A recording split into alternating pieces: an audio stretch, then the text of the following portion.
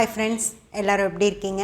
நல்லா இருப்பீங்க. பேசும் கிரகங்களிலிருந்து உங்கள் நித்யா ராஜேந்திரன். ஃப்ரெண்ட்ஸ், நம்ம போன பதிவில் ராசிகளுடைய தன்மைகளும் அதனுடைய நிலைகளையும் வச்சு நான் சில விஷயங்கள் சொன்னேன். அதெல்லாம் நான் சொன்ன மாதிரி நீங்கள் யோசித்து பார்த்துருப்பீங்க அப்படின்னு சொல்லி நான் நினைக்கிறேன். பாரம்பரியத்தில் இந்த மாதிரி தான் இருக்குது. இது சயின்ஸ் படி நிறைய விஷயங்கள் இதில் ஒத்து போகாது.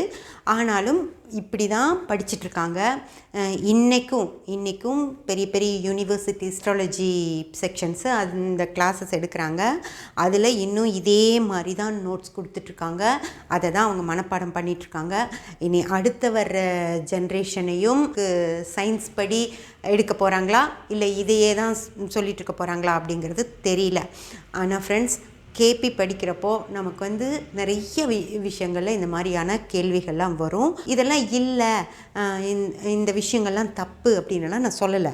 ஏன்னா நூலில் என்னென்ன இந்த ஜாதக அலங்காரம் அந்த மாதிரி பழைய நூல்களில் எழுதப்பட்ட விஷயங்களை தான் அவங்க இன்னும் சொல்லிக்கிட்டு இருக்காங்க. நான் இல்லைன்னெல்லாம் சொல்லலை.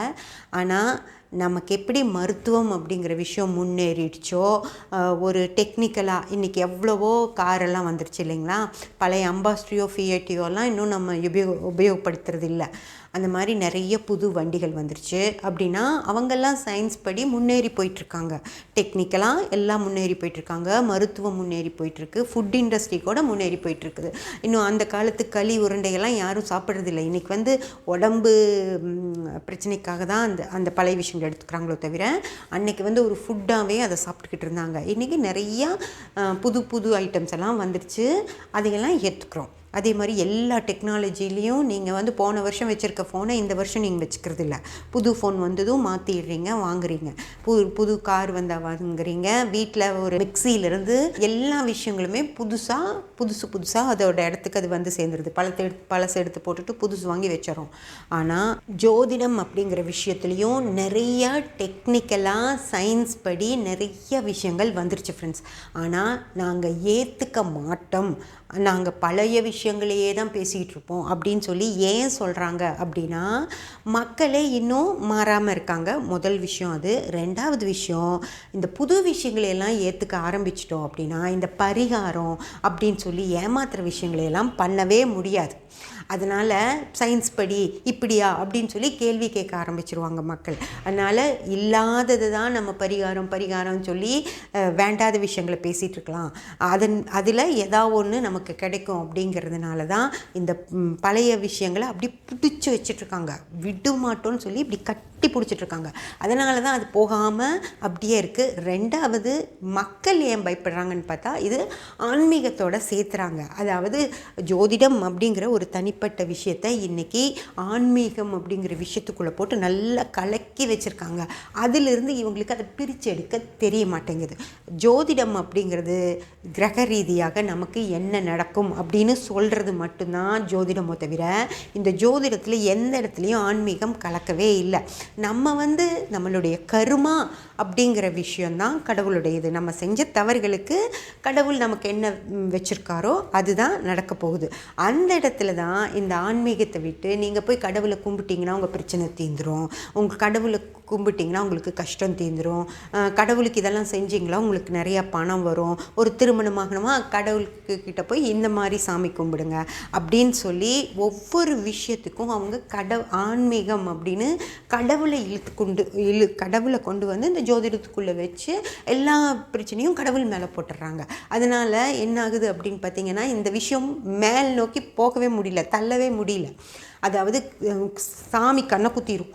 அந்த அளவுக்கு மக்களை நீங்கள் காலையில் 6 மணிக்கு எந்திரிச்சு விளக்கு வைக்கல அப்படின்னாலே உங்கள் வீட்டில் நல்லது நடக்காது அப்படின்னு சொல்லி ஒரு மாய விஷயமாக அதை உருவாக்கி வச்சு. கடவுள் தான் உலகமே, ஆமாம், யாரும் இல்லைன்னு சொல்ல, கடவுள் தான் எல்லாமே.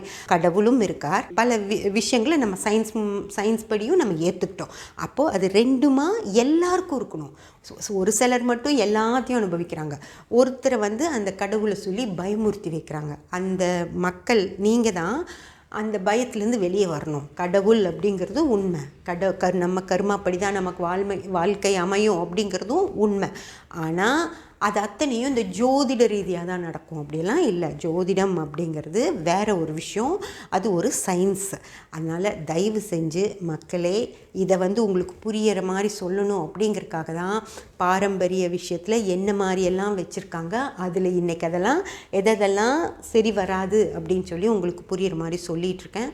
தயவு செஞ்சு புரிஞ்சுக்க ட்ரை பண்ணுங்கள். இப்போ நான் போன பதிவில் சொல்ல வந்தது அதுதான். ஒரு மாதிரி நமக்கு ஜாதகம் சொல்லப்பட்டது உண்மைதான். அதாவது இந்த மாதிரியான தன்மைகள் இருக்குது, இந்த மாதிரியான நிலைகள்லாம் இருக்குது, இதையெல்லாம் நம்ம அந்த கட்டங்களை போட்டு தான் பார்க்கணும் அப்படின்னு சொல்லப்பட்டது உண்மைதான், இன்னும் இல்லைன்னு சொல்ல. ஆனால் இன்றைக்கி அதை விட ஒரு கேரக்டரை அனலைஸ் பண்ணுறதுக்கு இன்னும் நிறைய டெக்னிக்ஸு வந்துருச்சு. இன்னும் அந்த விஷயங்களையே வச்சுக்கிட்டு நம்ம அதுதான் ஜோதிடம் அப்படின்னு நினச்சிக்கிட்டு இருக்கிறது தான் தப்பு. இன்றைக்கி டிகிரி சுத்தமாக, அதாவது நான் காட்டப்பட்ட விஷயங்கள் 12 பாவங்கள் தான், 12 நிலைகள் தான் அதில் காட்டப்பட்டுச்சு. ஆனால் டிகிரி சுத்தமாக இன்றைக்கி நீங்கள் பிறந்த நிமிஷம் உங்களுக்கு என்ன கிரக நிலை இருந்துச்சு, அதன்படி உங்களுக்கு என்ன மாதிரி கேரக்டர் இருக்கும் அப்படின்னு சொல்கிற மாதிரி விஷயங்கள் வந்துருச்சு. இன்னும் அந்த பழைய விஷயங்களையே நம்பிட்டு பழைய விஷயங்கள் படித்தவங்க சொல்கிறத மட்டும் நம்பிட்டு இதுதான் ஜோதிடம் நினச்சிட்டு இருக்காதீங்க ஃப்ரெண்ட்ஸ். நிறைய விஷயங்கள் மாற்றம் அடைஞ்சிருக்கு. அது என்ன அப்படிங்கிறதையும் நான் ஒவ்வொன்றா சொல்கிறேன். அந்த விஷயங்களையெல்லாம் கேட்டுட்டு இதெல்லாம் சரியா அப்படின்னு சொல்லி நான் கேட்டேன் இல்லையா, ஆமாம் இல்லை இதில் நீங்கள் சொல்கிறதுல ஏதோ இருக்குது, இல்லை இது எனக்கும் சரின்னு படலை, அப்படி ஒரு சின்ன கமெண்ட்ஸாவது நீங்கள் போட்டிங்க அப்படின்னா தான் உங்களுக்கு நான் சொன்ன விஷயங்களெல்லாம் உங்களுக்கு புரிஞ்சிருக்கு. அதுக்கு இன்னும் மேலே எப்படியெல்லாம் சொல்லலாம் அப்படின்னு சொல்லி நான் யோசிக்க முடியும்.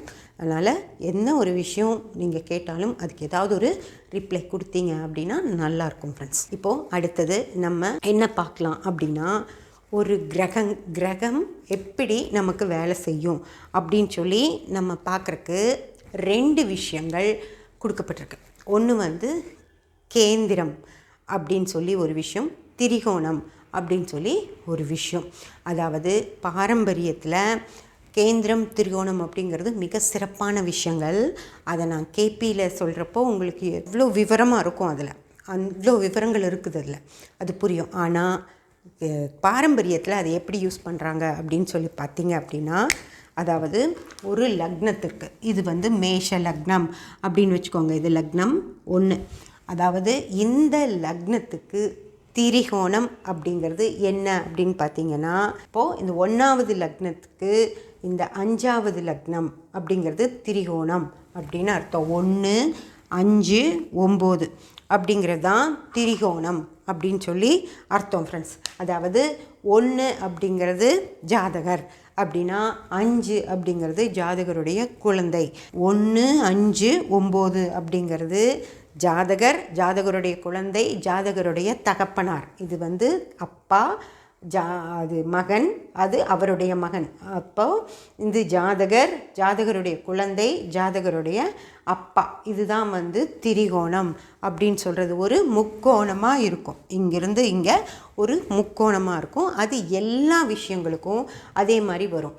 அதாவது 2வது அப்படின்னு சொல்கிறது பணம், பணத்தின் மூலமாக கிடைக்கக்கூடிய சொத்துக்கள், அந்த சொத்துக்கள் மூலமாக கிடைக்கக்கூடிய மதிப்பு அப்படிங்கிறது 10. 2, 6, 10 அப்படிங்கிறது ஒரு திரிகோணம். அதே போல் 3, 7, 11 அப்படிங்கிறது ஒரு திரிகோணம். அடுத்து 4, 8, 12 அப்படிங்கிறது ஒரு திரிகோணம். இதை தான் நம்ம திரிகோணம் அப்படின்னு சொல்கிறோம். இந்த திரிகோணத்தில் கிரகங்கள் இருந்துச்சு அப்படின்னா அதுக்கு ஒரு கணிப்பு இருக்குது ஃப்ரெண்ட்ஸ். 4வது திரிகோணத்தில் ஒரு கிரகம் இருக்குது, 3வது திரிகோணத்தில் ஒரு கிரகம் இருக்குது, 2வது திரிகோணத்தில் ஒரு கிரகம் இருக்குது அப்படின்னு சொல்லி இந்த ஒவ்வொரு கட்டத்தில் இருக்கிற கிரகங்களையே திரிகோணத்தில் ஒரு கிரகம் இருக்குது அப்படின்னு சொல்லி ஒரு கணிப்பு இருக்குது ஃப்ரெண்ட்ஸ். ஜாதகத்தில் ஒரு கட்டத்தில் ஒரு கிரகம் இருக்கும், அது அந்த கிரகம் அதோட அந்த கட்டத்தில் என்ன வேலை செய்யணுமோ அந்த வேலையை செய்யும். ஆனால் அதை அவங்க சொல்கிறது உங்கள் 2வது திரிகோணத்தில் இருக்கிற கிரகம் உங்களுக்கு இந்த மாதிரி வேலை செய்யும் அப்படின்னு சொல்லி சொல்லுவாங்க. அது என்ன 2வது திரிகோணம் அப்படின்னு பார்த்தீங்கன்னா, ஒரு ஜாதகருக்கு இதுதான் லக்னம் அப்படின்னா இதுதான் 2வது கட்டம். இந்த 2வது கட்டத்தில் திரிகோணம் அப்படிங்கிறது 2, 6, 10 அப்படின்னு சொல்கிறது. அப்போது இந்த 2ல் ஒரு கிரகமோ 6ல் ஒரு கிரகமோ 10ல் ஒரு கிரகமோ இருந்துச்சு அப்படின்னா அது 2வது திரிகோணத்தில் ஒரு கிரகம் இருக்குது அப்படின்னு அர்த்தம். அவ்வளவுதான். அதாவது 2, 6, 10ல் ஏதோ ஒரு கிரகம் இருக்குது, அது உங்களுக்கு வேலை செய்யுது அப்படின்னு சொல்கிறதுக்கு பதிலாக 2வது திரிகோணத்தில் ஒரு கிரகம், உங்கள் 2வது திரிகோணத்தில் இருக்க கிரகம் உங்களை நல்ல நிலையில் இருக்குது அப்படின்னு சொல்லுவாங்க. அது 2வது திரிகோணத்தில் ஏதோ கிரகம் இருக்குது போல இருக்கே, அது நம்மளுக்கு அப்படி செய்ய போகுது போல இருக்கே அப்படின்னு நீங்கள் நினச்சிக்குவீங்க. இல்லை, அதே 3வது திரிகோணத்தில் ஒரு கிரகம் இருக்குது, 3வது திரிகோணத்தில் இருக்கிற கிரகம் உங்களுக்கு இது செய்யுது அப்படின்னு சொன்னால் 3ஆம் கட்டத்துக்கு திரிகோணமாக வர்ற 7, 11ஆம் பாவத்தில் ஒரு கிரகம் இருக்குது, அது வேலை செய்யுது அப்படின்னு தான் அர்த்தம். ஓகேங்களா? இதுக்கு அது ஒரு பெரிய பூஸ்ட் மாதிரி பண்ணி அது ஒரு ஏதோ 3ஆம் திரிகோணம்னா என்னமோ 4ஆம் திரிகோணம்னா என்னமோ அப்படின்னு சொல்லி நீங்கள் நினச்சிட்டு அப்படின்னு பார்த்து நீங்கள் ஏதோ அது பயங்கரமான வேலை செய்ய போகுது போல இருக்குது அப்படின்னு நீங்கள் நினச்சிக்குவீங்க. அதுதான் அப்படியெல்லாம் ஒன்றும் கிடையாது. 3வது திரிகோணம் அப்படிங்கிறது 3, 7, 11, இதில் ஏதோ ஒரு இடத்துல கிரகம் இருக்குது, அந்த கிரகம் வேலை செய்யுது, அவ்வளோதான். அதே போல் 4ஆம் திரிகோணம் 4, 8, 12 இதில் ஒரு கிரகம் இருக்கும், அது வேலை செய்யுது, அவ்வளவுதான். 3ஆம் திரிகோணம் 4ஆம் திரிகோணம் அப்படிங்கிறதெல்லாம் 2ஆம் திரிகோணம் அப்படின்னு அந்த மாதிரி. அதனால் திரிகோணம் அப்படின்னா உடனே ஏதோ பெரிய விஷயம் போல் இருக்குது அப்படின்னு நினச்சிக்காதீங்க. திரிகோணம் அப்படிங்கிறது இவ்வளவு தான். ஒரு